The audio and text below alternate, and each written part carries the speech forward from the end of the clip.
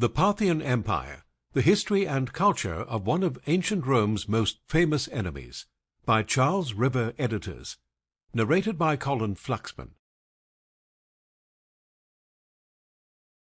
Introduction. The Parthians, in whose hands the empire of the East now is, having divided the world, as it were, with the Romans, were originally exiles from Scythia. This is apparent from their very name, for in the Scythian language exiles are called Parthi. During the time of the Assyrians and Medes, they were the most obscure of all the people of the East. Subsequently, too, when the empire of the East was transferred from the Medes to the Persians, they were but as a herd without a name, and fell under the power of the stronger. At last they became subject to the Macedonians when they conquered the East, so that it must seem wonderful to everyone that they should have reached such a height of good fortune as to rule over those nations under whose sway they had been merely slaves.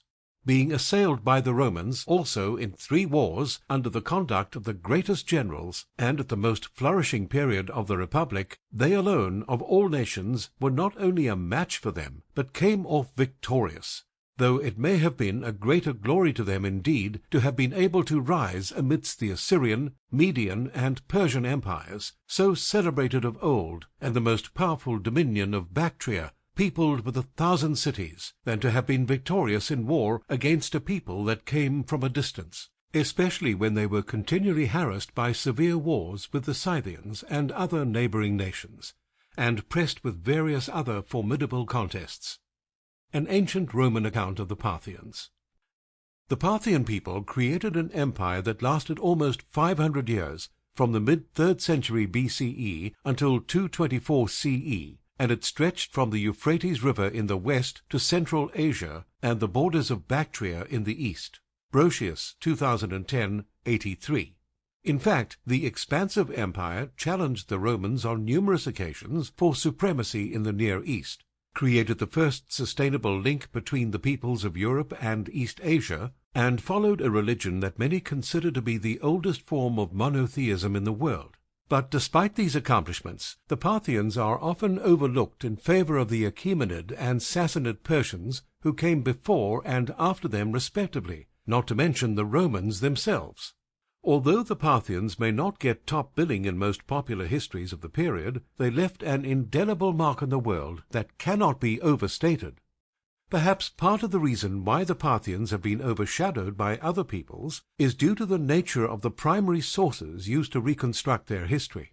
Although the Parthians were literate, they wrote no histories of their dynasty, and most of the extant ancient historical sources are somewhat biased, since they were written by Roman and Greek historians.